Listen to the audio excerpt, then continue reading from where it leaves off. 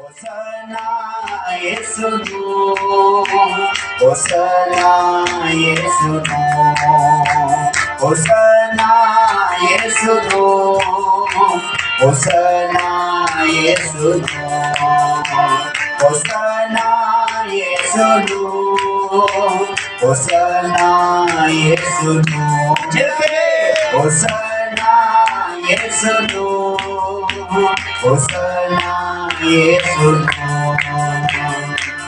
दाऊद के बेटे यीशु को, दाऊद के बेटे यीशु को, दाऊद के बेटे यीशु को, होसना होसना होसना होसना होसना होसना होसना होसना Hosana, Hosana, Hosana, Hosana, Hosana, Yesuno, Hosana, Yesuno, Hosana, Yesuno, Hosana, Yesuno, Hosana, Yesuno. Hosana Yesuko, Hosana Yesuko, Hosana Yesuko, Dawood के बेटे यीशु को, दाऊद के बेटे यीशु को, होसना होसना होसना होसना होसना Hosana, Hosana, Yesu को, जो राजा का राजा है होसना, जो राजा का राजा है होसना, जो प्रभुओं का प्रभु है होसना, राजाओं के राजा को होसना, प्रभुओं के प्रभु को होसना, होसना होसना होसना यीशु को, होसना होसना होसना यीशु को, राजाओं के राजा को होसना, प्रभुओं के प्रभु को होसना, राजाओं के राजा को होसना, प्रभुओं के प्रभु को होसना, होसना होसना होसना यीशु को, होसना होसना होसना यीशु को, होसना यीशु को, होसना यीशु को, होसना यीशु को, होसना यीशु को, होसना यीशु को, होसना यीशु को, होसना यीशु को, होसना यीशु को, मरियम के बेटे यीशु को, मरियम के बेटे यीशु को, दाऊद के बेटे यीशु को, होसना होसना होसना होसना होसना होसना होसना होसना होसना यीशु को, होसना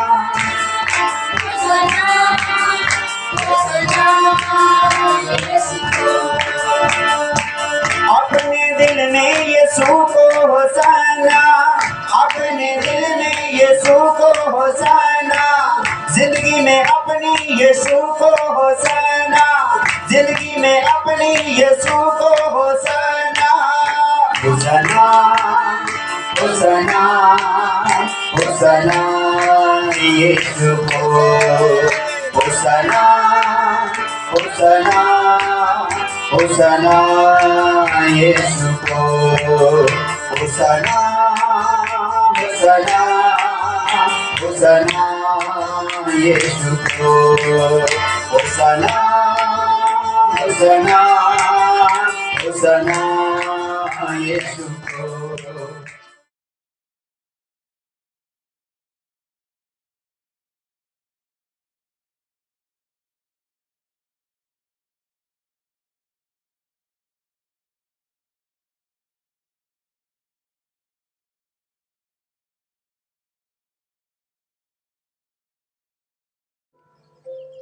प्रभु यीशु मसीह के नाम में सभी को जय मसीह की।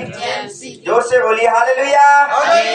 और इस समय के दौरान हम परमेश्वर के वचन की ओर चलते हैं और जो सुबह से लेकर अभी तक अपने प्रार्थना में और आराधना भजन बंदगी में समय बिताए हैं, तो हम बेहद आप सभी का शुक्रिया करते हैं और परमेश्वर पिता का बहुत दिल की गहराइयों से धन्यवाद करते हैं कि उसने हमें अपने इस समय तक संभाल के रखा कि हम परमेश्वर के वचन को सुन सके और जो परमेश्वर का वचन हमें कहता है हम उसको गहराई से जान सके।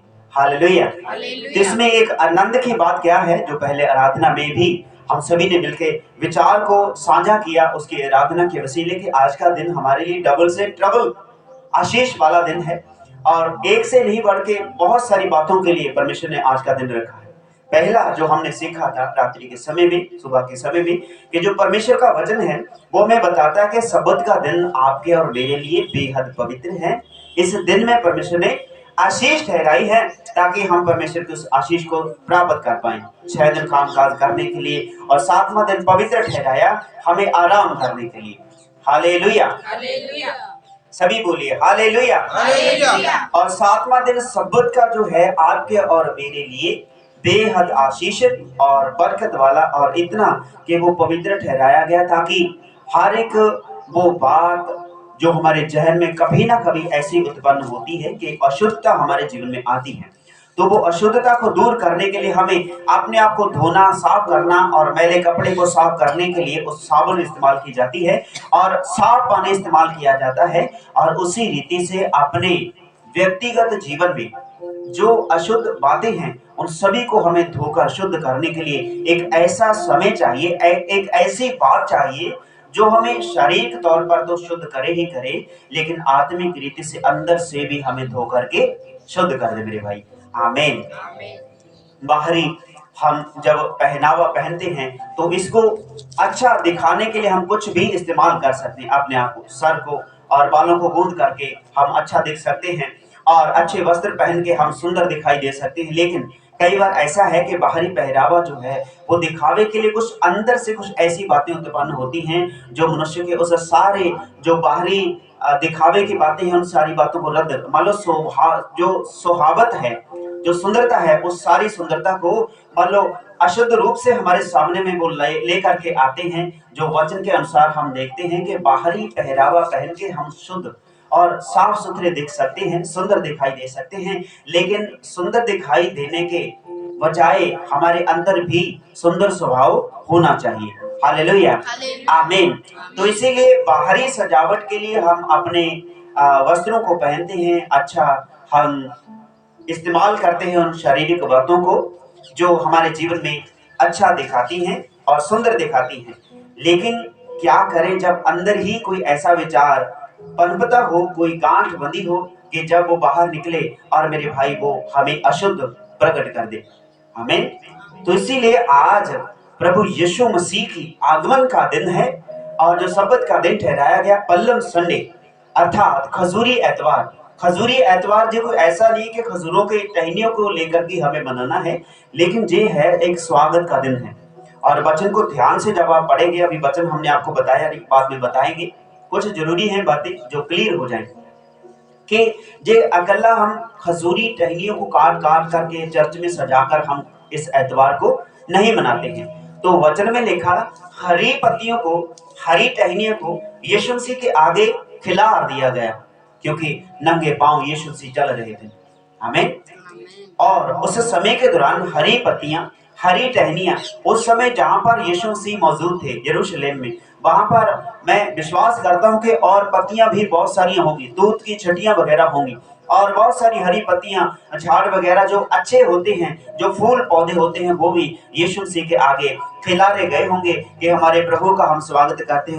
उनके पैरों के बीच में कोई रोड़ी कोई कंकर ना लगे, उनके पैरों में मिट्टी ना लगे। वो कितने सुहावने कदम हैं, वो कितने सुहावने चरण हैं जो सुसमाचार की ज्योति को पहने हुए हैं, सुसमाचार को सुनाने वाले हैं। मेरे भाई, और प्रभु यीशु मसीह का स्वागत करने के लिए आज का दिन यरूशलेम में धूमधाम से मनाया गया। पूरा यरूशलेम और वहां के आसपास के सभी लोग यीशु के स्वागत के लिए इकट्ठे हो गए, जैसे आज आप और हम परमेश्वर की हुजूरी में इकट्ठे हुए हैं। तो इसी दौरान वहां पर स्वागत किया गया यीशु मसीह का, कि बाहरी जो पहरावा था उन सारी बातों को भूल करके लोगों ने, और वहां पर ऐसी बातें लिखी कि अपने कपड़े, अपने चादर वगैरह जो घर में पड़ी रहती हैं, वो भी किसी ने नहीं देखा कि नई है या पुरानी है, इस पे दाग लगे क्या, सभी यीशु मसीह के आगे बिछाते गए, उनका स्वागत किया, यीशु का स्वागत किया। आज पूरी कायनात में खजूरी एतवार मनाया जाता है, यीशु के स्वागत का दिन मनाया जाता है, जो बेहद खास है और आशीष वाली बात है कि आज का दिन सब्बत का भी है और यीशु के स्वागत का दिन भी है। आज का दिन आशीष का भी है और आपके और मेरे लिए पवित्र होने का दिन भी ठहराया गया। हालेलुया, आमीन। तो आइए आप हमारे साथ में और मत्ती की इंजील 21 अध्याय निकाल ले, और ऐसी कुछ बातें जो आपके और मेरे जीवन में बिना वचन के जब अंदर जाता है वचन, तो हमें अंदर से धो करके शुद्ध करता है। हमें पता चल जाए कि यीशु का स्वागत किया गया, कैसे स्वागत किया गया। आज हम अकेला खजूर की टहनियों को लेकर के हर एक जगह पे ऐसे प्रभु की आराधना को, उसकी भजन बंदगी को किसी जगत के रीति रिवाज में बटा नहीं पाएंगे। हमें बटाना नहीं, क्योंकि हमने पिछले समय में हमने सीखा है, जो सुबह की प्रार्थना में और कल रात की प्रार्थना में संगत सभा में, कि हमें अपने परमेश्वर को किसी पत्थर, लकड़, लोहे, सोने, चांदी से बटा नहीं देना है हमें। और उसकी उपासना हमें इस रीति से नहीं करनी कि हम अपने प्रभु को, अपने परमेश्वर जिसने सृष्टि को रचा है, उसको भूल कर उसी की प्रतिमा हम अपने चर्च में स्थापित कर लें और फिर प्रभु की उपासना करने के बजाय उस बनाई हुई अपने हाथों की कारागरी की उपासना करने लगे। तो इसीलिए हमें स्वागत करना है, कहीं ऐसा ना हो कि खजूरी एतवार के विषय में ही हम लिपटे रहें और खजूरी एतवार को सिर्फ खजूरों से, खजूर की टहनी से सजा सजा कर हमने चर्च को सजा दिया, इसी में ना उलझे रहे। इसीलिए परमेश्वर का वचन हमें अंदर से, बाहर से, ऊपर से, दाहिनी बाहिनी हर एक जगह से वो हमें धो करके शुद्ध करता, अच्छा करता है और वो हमें मार्ग दिखाता है। हम इस वचन के अनुसार पहली आयत को हम पढ़ेंगे, कोई भी एक जन पढ़ देगा। ਜਾਂ ਉਹ ਜਰੂਸਲਮ ਦੇ ਨੇੜੇ ਆਏ ਅਤੇ ਜੈਤੂਨ ਦੇ ਪਹਾੜ ਉੱਤੇ ਬੈਤਫਗਾ ਕੋਲ पहुंचे ਤਾਂ यीशु ने दो चेलियां ਨੂੰ ਘੱਲਿਆ। आमीन, हालेलुया, हालेलुया। और देखिए, जब यरूशलेम के निकट पहुंचे, अर्थात जब विलेज कंकवाल के दाहिनी साइड, बाईनी साइड जो बाहरली परत है उसके पास में पहुंचे, फिरनी के पास में पहुंचे, तो उन्होंने अपने साथ दो चेले जो थे यरूशलेम में, उसके साथ में प्रभु के पास में, तो उनको दो चेलों को उनके साथ भेज दिया, अलग से भेज दिया, गांव के अंदर भेज दिया। हम आगे पढ़ेंगे। ਅਤੇ ਉਹਨਾਂ ਨੂੰ ਕਿਹਾ, ਉਸ ਪਿੰਡ ਨੂੰ ਜਿਹੜਾ ਤੁਹਾਡੇ ਸਾਹਮਣੇ ਹੈ ਜਾਓ ਅਤੇ ਵੜਦੇ ਹੀ ਤੁਸੀਂ ਇੱਕ ਗਧੀ ਬੰਨੀ ਹੋਈ ਅਤੇ ਉਹਦੇ ਨਾਲ ਬੱਚੇ ਨੂੰ ਪਾਉਂਗੇ। आमीन। और देखिए, जहां पर यीशु मसीह कुछ बातों को क्लियर करते हैं। एक तो प्रभु यीशु मसीह हर एक बात को जानते हैं और कौन कहां पर क्या है और कैसा है, कैसी अवस्था में वो ठहरा है। और जहां तक मनुष्यों की ही बातों को वो नहीं जानते हैं, कि कई बार होता है कि चर्च में जाते हैं, प्रभु के सेवक जन जो हैं वो दिलों की बात को जान लेते हैं और प्रकट कर देते हैं। यदि कोई पाप गुनाह होता है वो बोल देते हैं, वो ऐसी बात नहीं है, वो परमेश्वर का वचन ही है। हालेलुया, वो परमेश्वर का वचन ही है जो सारी बातों को प्रकट कर देता है। इसीलिए ना तो वो ताकत मुझ में है ना आप में है, केवल परमेश्वर के वचन में, यीशु मसीह में वो है जो हर एक बात को प्रकट कर देती है।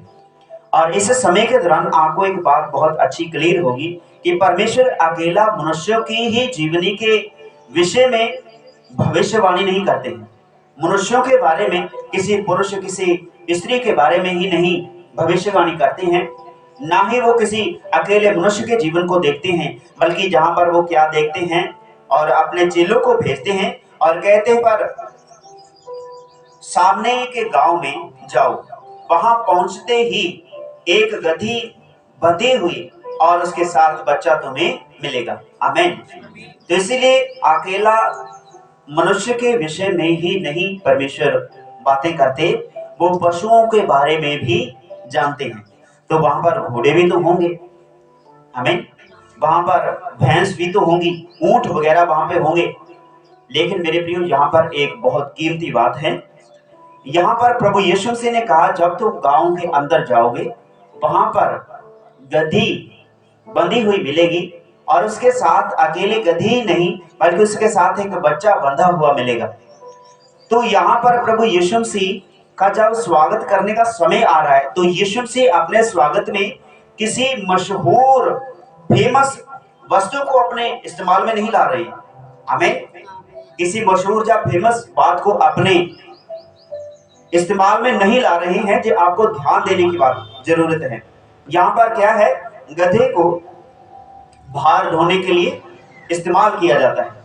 और इस दौरान जब जे बंधुआ गधा वहां पर बंधा पड़ा है और इसके साथ में उसका एक बच्चा भी बंधा पड़ा है, तो प्रभु यीशु मसीह ने कहा कि सामने के गांव में जब तुम जाओगे, वहां पहुंचते ही तुम्हें एक गधी का बच्चा मिलेगा, गधी बंधी हुई मिलेगी, उसके साथ उसका बच्चा भी बंधा हुआ मिलेगा। उन्हें खोलकर मेरे पास ले आओ।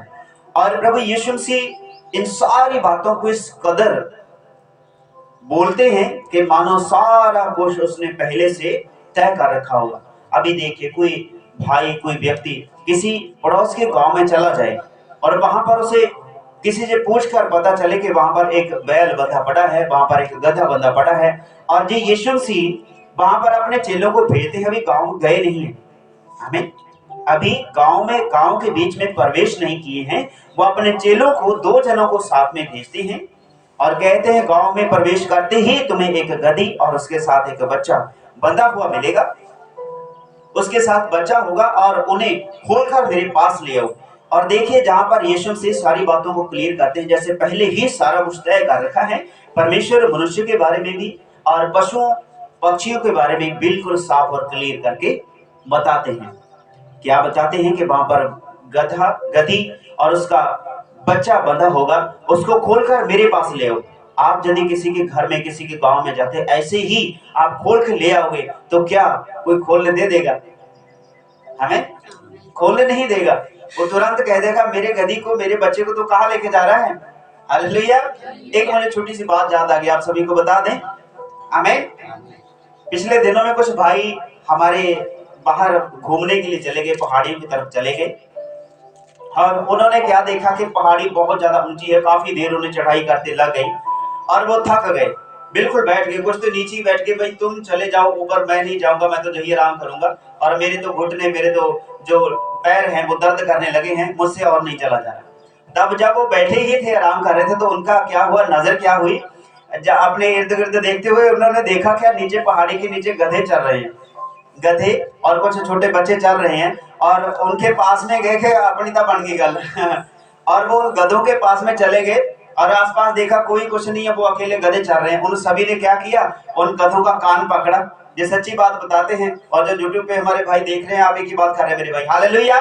इसके दौरान जो बातें हैं जी बिल्कुल क्लियर है। उन्होंने गधे के बच्चे को पकड़ा और उसके ऊपर बैठ गए, और अभी जो गधे के ऊपर बैठ गए, तो उनके मालिक ने उसे ऐसा सिखाया हुआ, क्योंकि उनका काम ही है, जब कोई मनुष्य उसके ऊपर बैठ गया तो उसको पता है इसको कहाँ लेके जाना है, नाम है, और तुरंत उसके बैठते ही वो चल पड़े। वो कहने लगे, यार इसको तो मारने की जरूरत नहीं थी, अपने आप ही ऊपर चढ़ने लगा।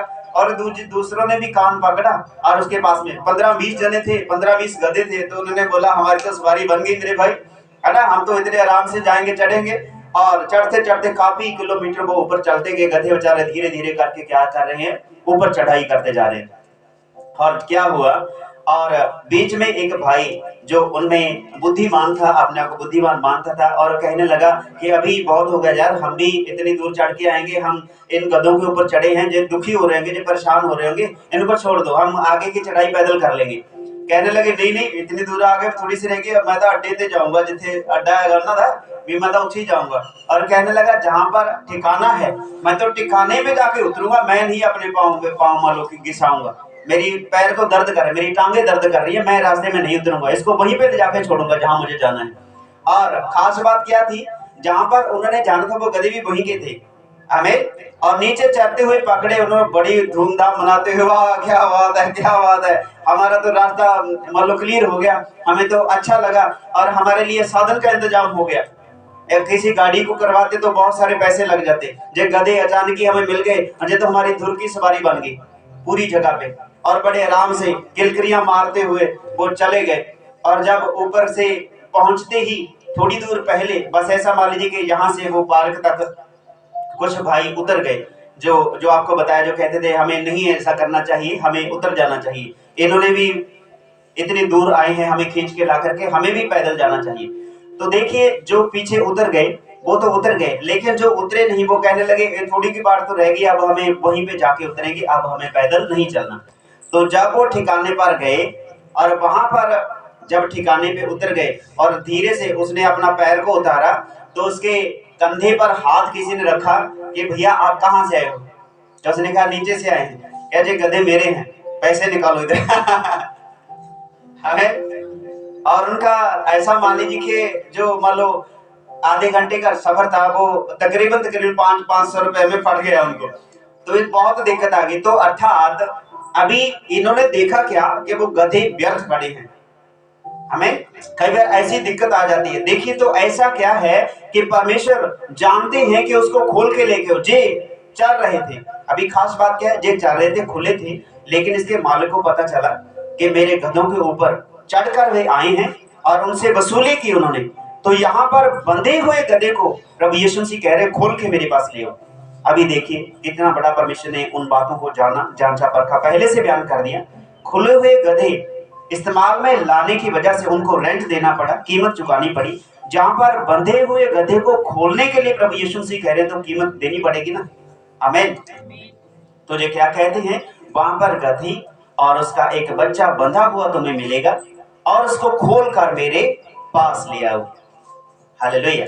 और इसकी तीसरी आयत को पढ़ देना मेरे बहन। ਅਤੇ ਜੇ ਕੋਈ ਤੁਹਾਨੂੰ कुछ कहे ਤਾਂ ਕਹਿਣਾ कि प्रभु ਨੂੰ ਇਹਨਾਂ ਦੀ ਲੋੜ है। आमीन। और यदि तुम खोलते हुए उसको लेकर के आते हो, तो यदि कोई आपको पूछेगा कि तुम ये क्या कर रहे हो, पूछोगे तो लाजमी, क्योंकि घर में गधे वो बच्चे बंधे पड़े हैं, घर में से कोई चीज को खोल के लेके जाएगा तो परेशानी होगी। तो यीशु ने क्या कहा, जब कोई तुम्हें कहे कि तुम क्या कर रहे हो, ये कहाँ लेके जा रहे हो, तो प्रभु ने कहा इनको कहना कि प्रभु को इनकी जरूरत है। अर्थात प्रभु यीशु मसीह का स्वर्ग से पूरा प्लान, एक एक बात लिखी गई कि कब और क्या कैसे होना है।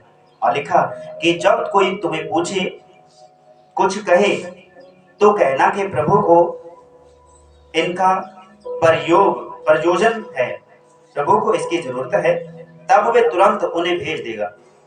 यह इसलिए हुआ कि जो वचन भविष्यवक्ता के द्वारा कहा गया था वह पूरा हो।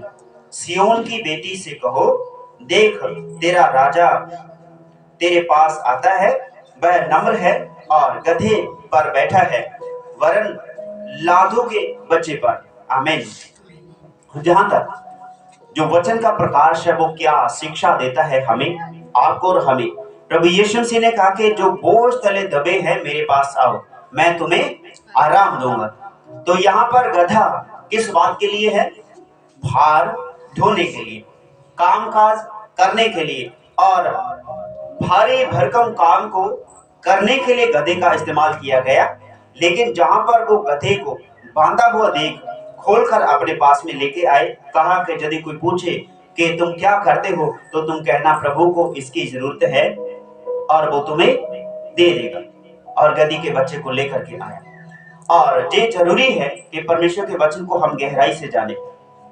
यीशु मसीह ने उन बातों को इस्तेमाल में नहीं लेकर के आया, यीशु मसीह उन बातों को इस्तेमाल में नहीं लाता जो फेमस है, उन बातों को इस्तेमाल में लाया जिनको तुच्छ जाना जाता है, जिनको कुचला हुआ, गिराया हुआ, छोड़ा हुआ, निकम्मा समझा जाता है। गधे को कोई आदर देता है क्या? हालांकि यदि किसी मनुष्य को कुछ कहना हो तो उसको भी ऐसा कह देते तो गधा है, बिल्कुल गधे की नहीं। लेकिन मेरे प्रिय, परमेश्वर उन बातों को जाहिर करते हैं, उन बातों को इस्तेमाल में लाते हैं जो जगत के लिए तुच्छ हैं, लेकिन प्रभु के लिए वो कीमत है। आमीन।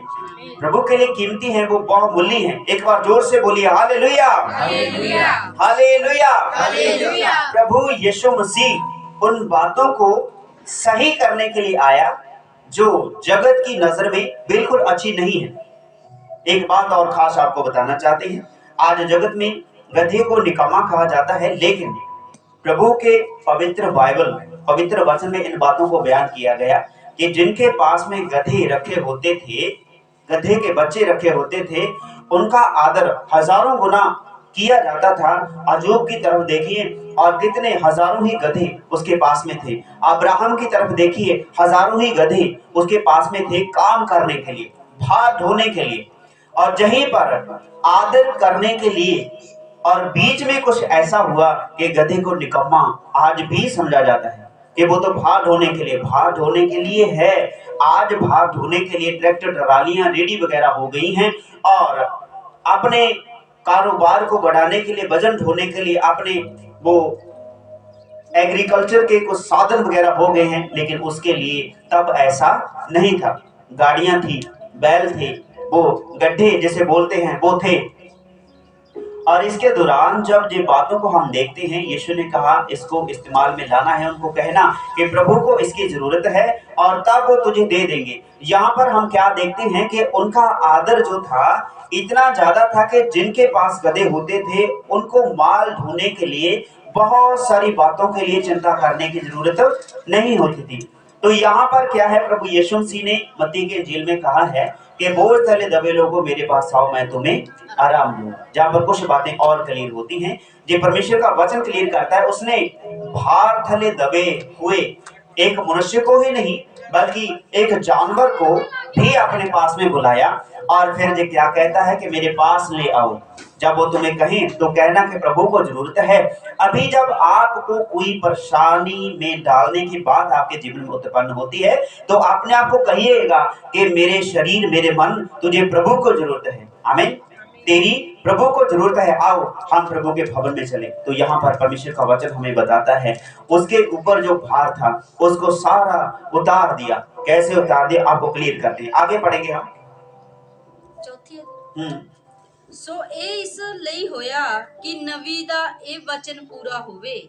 ਸਿਜੋਨ ਦੀ ਧੀ ਨੂੰ ਆਖੋ, ਵੇਖ ਤੇਰਾ ਪਾਤਸ਼ਾਹ ਅਧੀਨਗੀ ਨਾਲ ਗਧੀ ਉੱਤੇ, ਸਗੋਂ ਗਧੀ ਦੇ ਬੱਚੇ ਉੱਤੇ ਸਵਾਰ ਹੋ ਕੇ तेरे कोल आਉਂਦਾ है।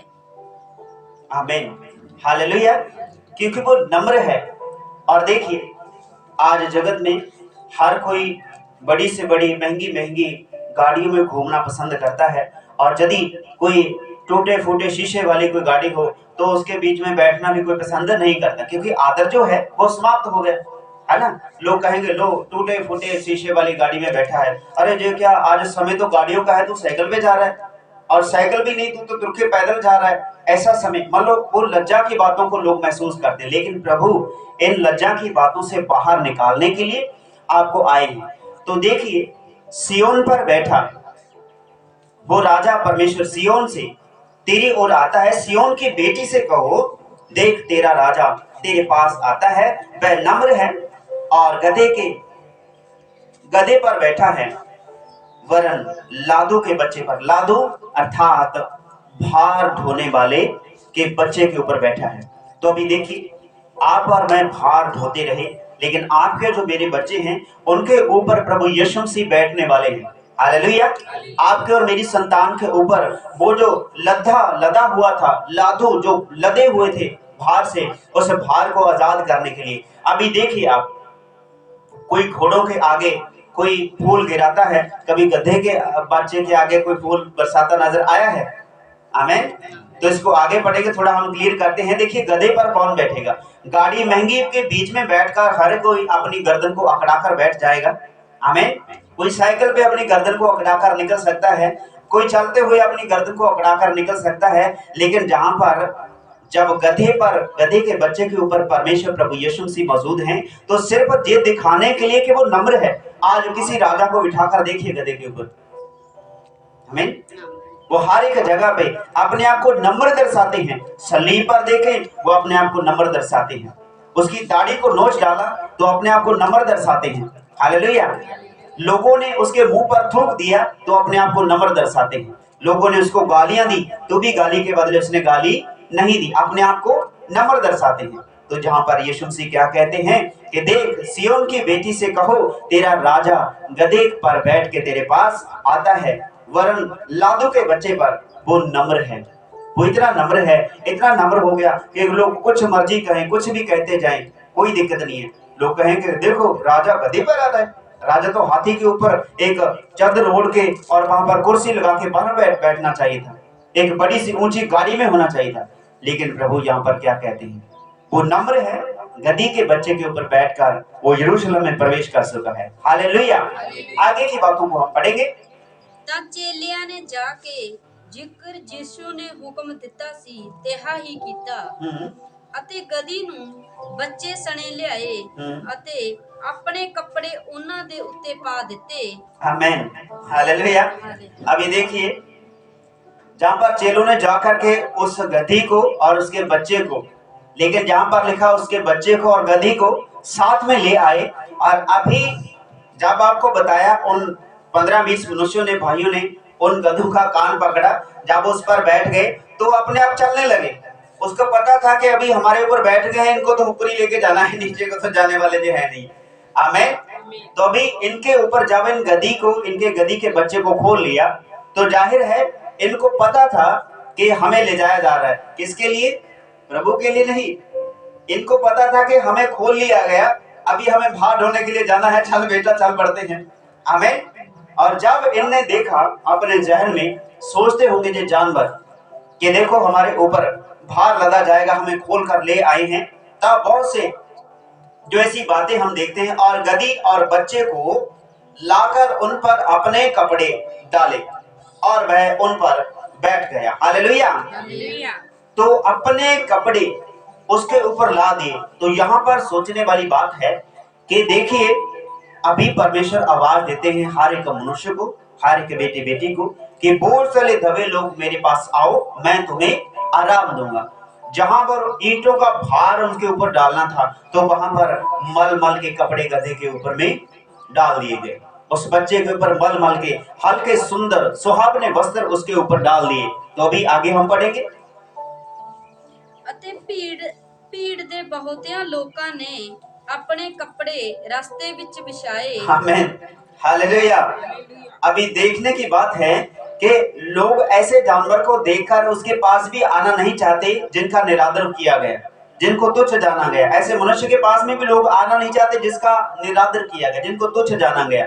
लेकिन यहाँ पर यीशु जब उस बच्चे पर, उस गधे पर, जिसको बिल्कुल निकम्मा जाना जाता है भार ढोने के लिए और निकम्मा बिल्कुल कुचला हुआ जाना जाता है, जब यीशु मसीह उस गधे के ऊपर बैठ गए, उस बच्चे के ऊपर में सवार हो गए, तो पहले तो उसके ऊपर कपड़े डाले गए, मल मल के सुंदर सुहावने वस्त्र डाले गए। और फिर देखिए जब उस पर बैठकर सवार हो गए, चलने ही लगे। और लोगों ने क्या किया, अपने वस्त्र, किसी के पास कुर्ता पहना हुआ था और अपने ऊपर चादर ओढ़ी हुई थी, अपनी चादर को क्या किया और गधे के पांव के नीचे बिछा दिया।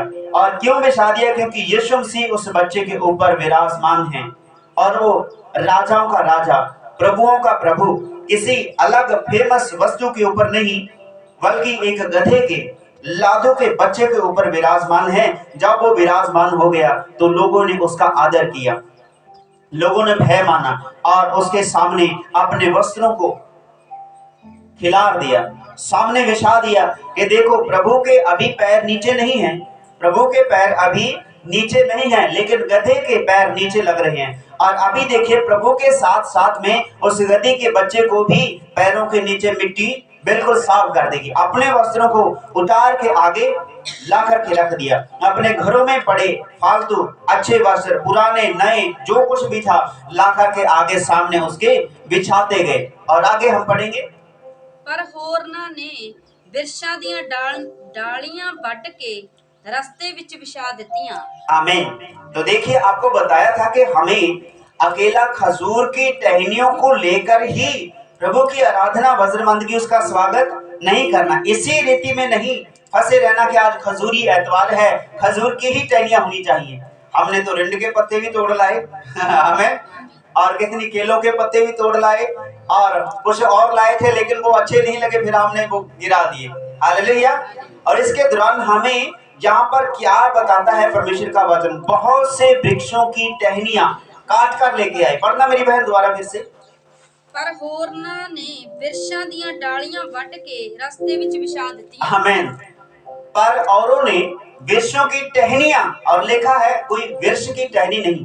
अगर लिखा होता कि वृक्ष की टहनी काट कर लेके आए तो हम मान लेते कि अकेला खजूर ही है जिसकी टहनी काट कर लेके आए। तो अभी देखिए लोगों ने क्या किया, अनेकों ने, बहुतों ने वृक्षों की टहनियां काट कर लेके आए। वो दूध की हो सकती है, और मैं सोचता हूँ बबूल की छटियां भी लाए होंगे, कांटे निकाल दिए होंगे। आमीन। और हो सकता है जहां पर हमारी प्रिय बहन अमन बैठी है, उनको कोई भी बात पूछे और गमले लेने हैं, गुलाब लामा के विच कोई छोटा सा कोई कुंजा कौला ले लिया, गुलाब लामा के विच किसी पीपी में मिट्टी डाल ली तो उसमें कहते गुलाब लामा के विच। आमीन। तो इसको है गुलाब पसंद। अभी देखिए किसी को गुलाब पसंद होंगे, गुलाब के फूल भी लाकर गिराए होंगे, लेकिन वहां पर कांटे भी तो होंगे। आमीन। इसीलिए जो जो किसी को मन में भाया कि हमें प्रभु की स्वागत के लिए कुछ करना है, वैसा ही जहां पर लिखा है बहुतों ने वृक्षों की टहनियां काट कर लाए और उसके आगे बिछाते गए। अभी स्वागत करने की बात है, आगे हम पढ़ेंगे। ਅਤੇ ਭੀੜ ਜਿਹੜੀ ਉਹਦੇ ਅੱਗੇ ਪਿੱਛੇ ਚੱਲੀ ਜਾਂਦੀ ਸੀ ਉੱਚੀ ਆਵਾਜ਼ ਨਾਲ ਆਖਣ ਲੱਗੀ। आमीन। और जो भीड़ उसके पास चली आती थी वो ऊंची आवाज में कहने लगी। कब कहने लगी? पहले स्वागत किया गया, यीशु का स्वागत किया गया, टहनियों को लहरा लहरा के उसकी आराधना, उसकी भजन बंदगी की गई। और देखिए जो स्वागत ऐसा किया गया कि जिस गधे के ऊपर कभी मिट्टी का ढेर दोनों तरफ बांध के लिया जाता था, ईंटों का, लकड़ियों को साइड में लदा करके उसके ऊपर डाल दिया जाता था, भार ढोने के लिए इस्तेमाल किया जाता था। तो अभी मैं महसूस करता हूँ जो गधा मनी मन कहता होगा, वाह यीशु मसीह नासरी तेरी महिमा कैसी अपरंपार है। आमीन। मेरे ऊपर तो लकड़ियों का भार ढोना आज नियुक्त हो चुका था, लेकिन प्रभु तू आया, आज ये कैसा हो गया। मैं तो पहाड़ी पर चलता था, बट्टे रोड़े पत्थर मेरे पैरों में लगते थे, लोग मौत से मुझे छठी मारते थे कि चल आगे चल आगे। लेकिन आज प्रभु कैसा आप मेरे ऊपर विराजमान हो गए। आज तो लोगों ने हद ही कर दी। आज मेरे ऊपर मल मल के कपड़े डाले गए, मेरे चेहरे को नहलाया गया, धोया गया, मेरी आंखों से वो जो आंसू निकलते थे वो आज है नहीं प्रभु। हालेलुया। आमीन। जो मेरे पैरों को बोझ लगता था, जो मेरे पांव में कंकड़ लगते थे, आज वो है नहीं। आज तो मेरे आगे मलमल के कपड़े बिछे पड़े हैं। जे गधा अपने मनी मन परमेश्वर का धन्यवाद करता होगा। आमीन। इसी रीति से लोग स्वागत करते ही यीशु के वसीले उस गधे का जिसको नकम्मा जाना गया, जिसको तुच्छ जाना गया, आज उसके स्वागत के लिए पूरे पहे में, पूरे रास्ते में, यरूशलेम में जहां जहां वो विराजमान होता है, यरूशलेम प्रार्थना आराधनालय में, प्रार्थना भवन में जाते समय यीशु के आगे वो पत्ते बिखेरे गए, वो टहनियां अलग अलग वृक्षों की बिखेरी गई और यीशु के स्वागत के साथ साथ इस गधे का स्वागत किया गया। कैसा ही आनंद होगा मेरे भाई। इसीलिए तो परमेश्वर कहते हैं, बोझ तले दबे लोगों मेरे पास आओ, मैं तुम्हें आराम दूंगा। यीशु ने इस गधे को, इस बच्चे को आराम दिया। अभी ये देखते हैं क्या ही आनंद है, क्या ही खुशी का जो पल है। आज प्रभु यदि तू ना होता, मेरे ऊपर आज भी वही ईंटों का ढेर पड़ा होता, मैं किसी भट्ठे पर काम कर रहा होता, मेरा मालिक मुझे खाना भी मौके पर नहीं देता, मारता है, भार ढोता है, मेरे ऊपर अपना वजन लाद कर रखता है, मुझे सांस लेने में भी दिक्कत होती है, लेकिन आज वो खुशी से झूमता हुआ, हो सकता है जे भी अपनी भाषा में बोल रहा हो। आमीन। एक बात आपको बताते हैं, प्रभु यीशु मसीह परमेश्वर के पवित्र बाइबल में इन बातों को बयान किया गया। एक जगह पर एक जानवर बोलता हुआ दिखाई गया है और कहीं पर हम नहीं पढ़ते, एक ही जगह पर है और वो गधा ही है जो बोल पड़ा। आमीन। और उसको आगे चलकर हम आपको बताएंगे, वो गधा बोल पड़ा और वो कहता है, मेरे सामने सेनाओं का यहोवा नंगी तलवार लिए खड़ा है। आमीन। वो अपनी शान में खड़ा है और जो उसके ऊपर विराजमान था वो हक्का बक्का रह गया, वो परमेश्वर का सेवक था, उसको दिखाई नहीं दिया परमेश्वर, लेकिन उसके गधे के बच्चे को दिखाई दिया। हालेलुया। तो इसीलिए गधे को तुच्छ मत जाने। गधा यदि आज चुप है तो सिर्फ इसी वजह से क्योंकि लोग उस पर भार ढोने का काम करते हैं। लोग जो वो देखता है वो लोग देख नहीं पाते। आमीन। उस गधे ने पहली बार परमेश्वर को देखा, और देखा ही नहीं, वो बोल भी पड़ा। आमीन। बोल भी पड़ा के सामने तो कहां मुझे बुराई के रास्ते पर लेकर चलता है, आगे तो परमेश्वर विराजमान है, तो अपनी बुराई को छोड़ दे। हालेलुया। अभी देखिए गधा पहली बार दुनिया में बोला है, और वो भी इसलिए कि तू अपनी बुराई को छोड़ दे। जहां तू लेके जाता है वहां पर नहीं जाऊंगा मैं। आज तक कभी तुझे इनकार किया, तूने मेरे ऊपर ईंटों का भार ढो रखा है, लकड़ियां ढोई, जब जब तेरा जी करता है मुझे छठी मारता है, पहाड़ियों पर चढ़ा के ले जाता है, कभी बोला। लेकिन आज मैं बोल रहा हूं कि सामने परमेश्वर है, मैं आगे नहीं जाऊंगा, बुराई के मार्ग पर मैं नहीं चलूंगा। ऐसा है जो गधा, ऐसी है इसकी जीवनी। तो उसके बाद उसने अपना मुख बंद कर लिया, जा भाई जो तूने करना है करते रहे। और फिर उसके बाद उसको बहुत बड़ा हर्जाना उस बंदे को भरना पड़ा, जो परमेश्वर को नहीं देख रहा था, अपनी गधी को छठी से मार रहा था। जी इसलिए है क्योंकि गधे को आज निकम्मा जाना जाता है, लेकिन उसने परमेश्वर को देखा है। क्या किसी पशु पक्षी ने, जानवर ने परमेश्वर को देखा है कभी? आमीन। परमेश्वर का पवित्र वचन बताता है कि उसके तालिबों ने उसे ना देखा हो तो मैं कुछ कह नहीं सकता, लेकिन जहां पर इस गधे ने परमेश्वर को देखा, उसी रीति से उसी गधी का बच्चा आज जहां पर मौजूद है, उसी नस्ल का, उसी कुम्हार के घर से लिया गया। और इसने सिर्फ परमेश्वर को देखा ही नहीं, बल्कि उसको अपने ऊपर बिठा करके बोलो यरूशलेम मंदिर तक छोड़ के लेके आया। हालेलुया। इसी दौरान परमेश्वर हमें बुलाते हैं कि बोझ तले दबे लोगों मेरे पास आओ, मैं तुम्हें आराम देता हूँ। तो इसने आराम पाया, अपने मन ही मन धन्यवाद करता है, प्रभु तेरा धन्यवाद हो। वो अपनी आंखों से देखता होगा, इधर देखता होगा, यहाँ देखता होगा, अरे भाई मेरे तो छठी मारनी थी इन्होंने भार ढोने के लिए, आज ये क्या हो गया? आज लोग मेरे स्वागत के लिए खड़े हैं, मेरे पांव के नीचे अपनी चादरें बिछाते हुए नजर आते हैं।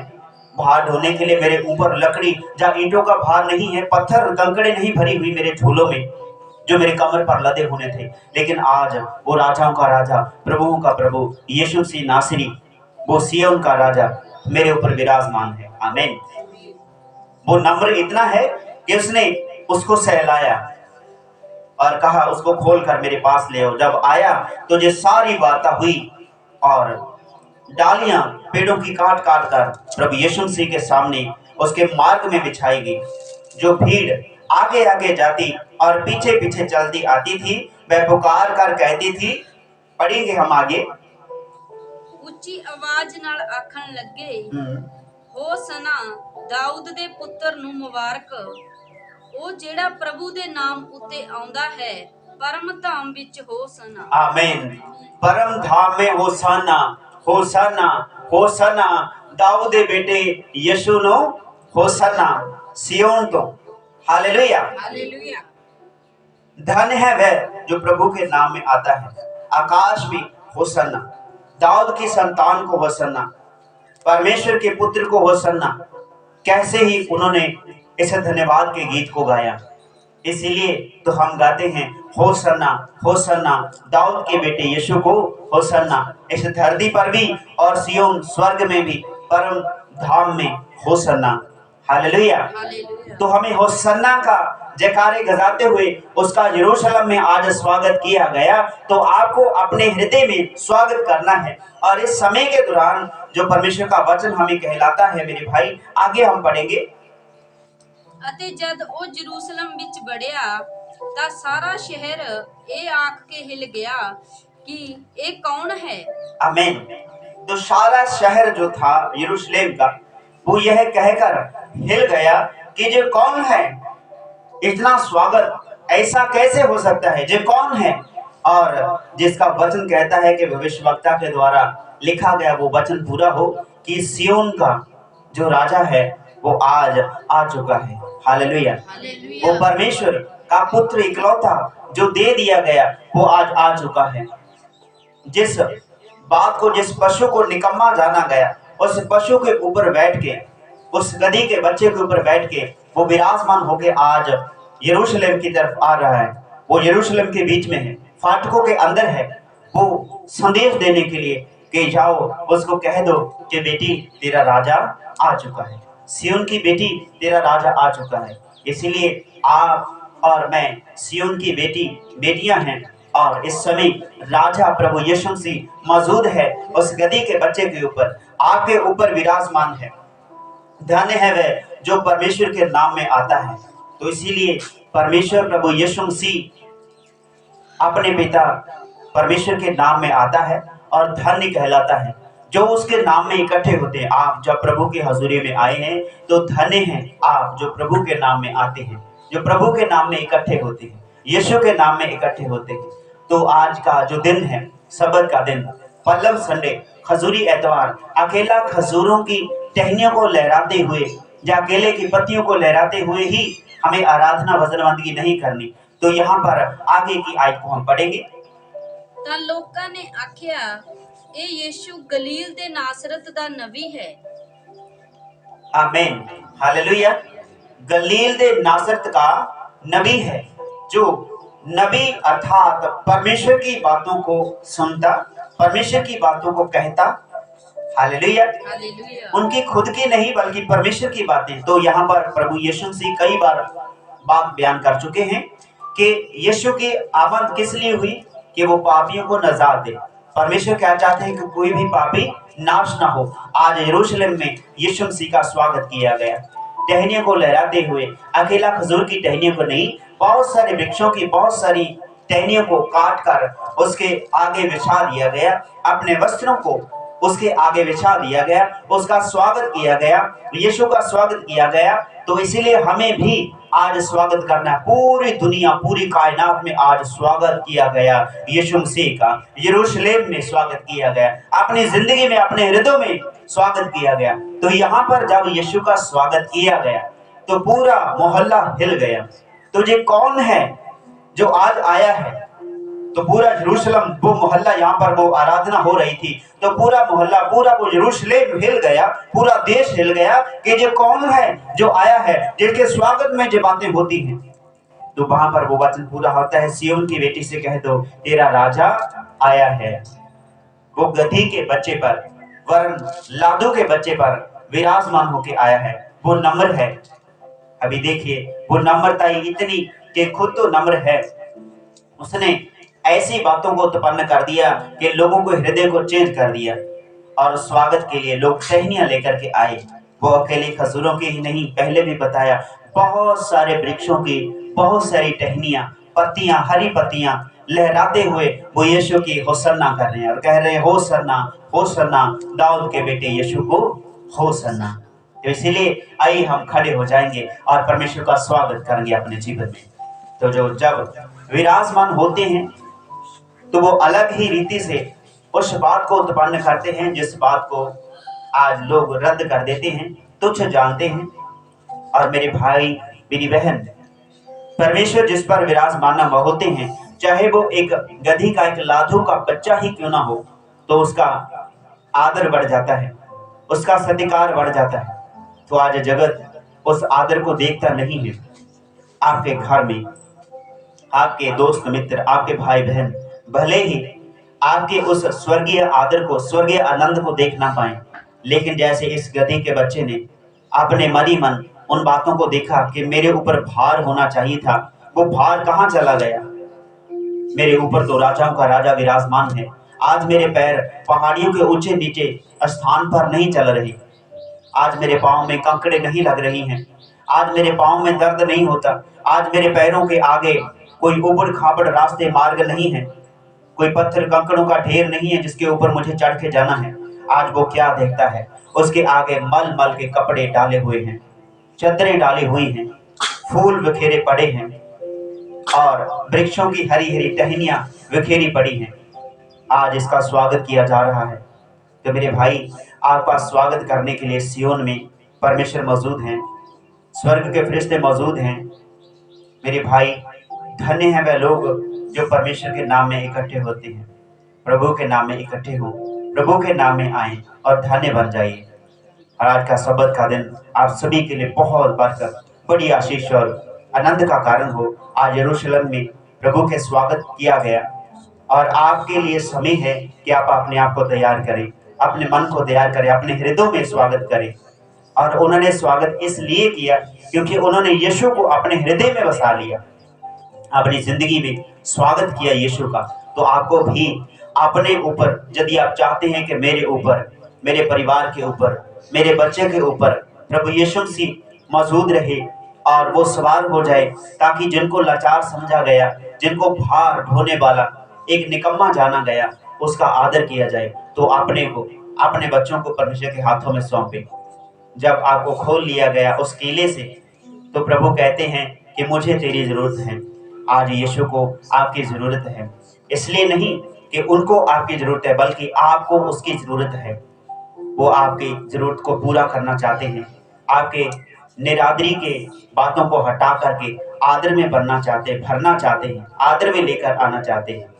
इसीलिए तो परमेश्वर के वचन में जो लिखा गया कि उसने मुझे मसा किया है कि मैं दुखियों को खुशी की खबर सुनाऊं, कैदियों को रिहा करूं, बंधुओं को रिहा करूं, गुलामी से जकड़े हुए बेड़ियों से बंधे हुए लोगों को आजाद करूं, गरीबों को खुशखबरी सुनाऊं, जिनके सर पे दुख का सेहरा है, दुख का लिबास है, उनके सर से दुख का लिबास हटा करके खुशी का, आनंद का सेहरा बांधो। इसीलिए परमेश्वर ने मसा किया। तो आपके लिए खुशी की खबर है, आनंद की खबर है कि आज यीशु आपके घर में आ चुके हैं, आपके हृदय में आ चुके हैं। वो आपको बदलना चाहते हैं, आपके सारे भार को वो दूर हटाना चाहते हैं। वो यीशु हैं जो आपके वजन को अपने ऊपर उठाना चाहते हैं। उसी ने कहा, बोझ तले दबे लोगों मेरे पास आओ। अकेला मनुष्य को ही नहीं, बल्कि पशुओं के ऊपर से भी वो बोझ हटा देते हैं। मेरे भाई, मेरी बहन, वो आदर का कारण बनेगा जो आप प्रभु को अपने जीवन में आमंत्रित करते हैं। अपना पूरा नियंत्रण परमेश्वर के हाथों में सौंप दीजिए, परमेश्वर को नियंत्रण करने दीजिए अपने ऊपर, परमेश्वर को आपके जीवन में अपने काम को करने दीजिए। यदि वो मालिक उस गदी को खोलने ना देता, तो आज उसका नाम इस बाइबल में लिखा ना होता। उसने खोलने दिया। तो आज प्रभु कहते हैं कि मुझे तेरी जरूरत है, मुझे आपके बच्चों की जरूरत है। प्रभु कहते हैं, मेरे बेटे, मुझे तेरी जरूरत है, वरन इसलिए कि वो आपको चाहते हैं, आपसे प्यार करते हैं। यीशु ने कहा, आज ऐसा ही होने दो। हाँ, प्रभु के नाम में ऐसा होने दो। आमीन।